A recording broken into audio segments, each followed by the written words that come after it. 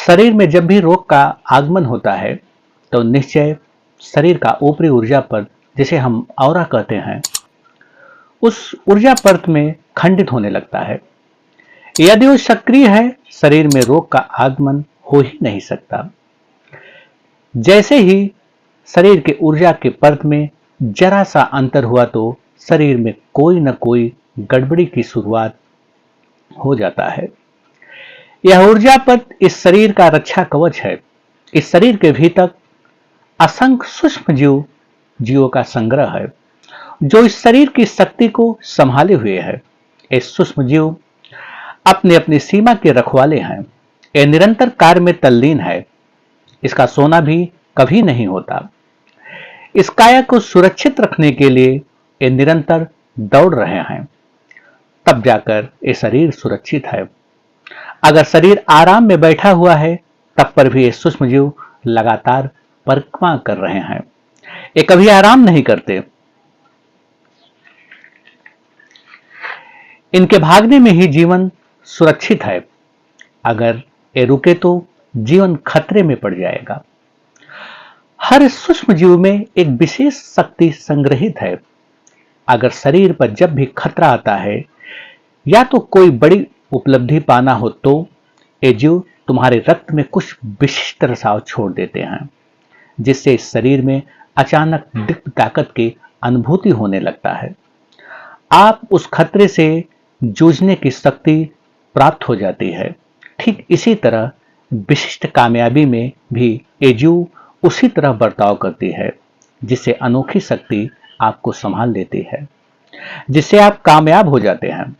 अगर जीवन में ऐसी स्थिति ना आए तो ये शक्ति आपके भीतर शांत पड़ी रहती है, क्योंकि इसकी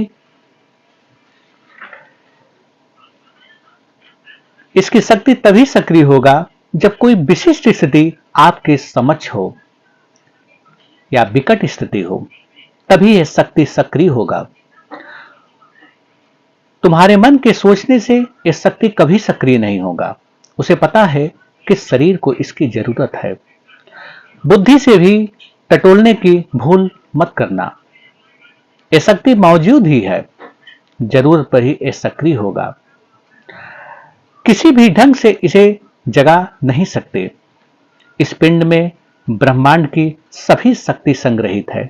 जो पिंड में मौजूद है वही बाहर मौजूद है, इसलिए ये शक्ति कहीं से भी प्रकट हो सकती है। ध्यान रहे, इस भूल में मत जीना, मेरे भीतर तो इतनी शक्ति नहीं है कि मैं स्थिति को न झेल पाऊं।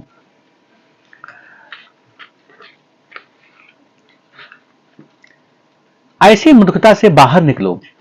सब में व्यापक शक्ति मौजूद है।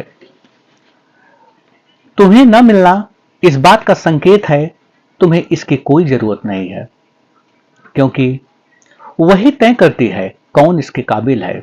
जब तुम काबिल ही नहीं, तो ये शक्ति कभी भी सक्रिय न होगा। तुम्हारा ये सोचना कि मेरे भीतर शक्ति का वास नहीं है, तो समझना तुम स्वयं को भी मूर्ख बना रहे हो।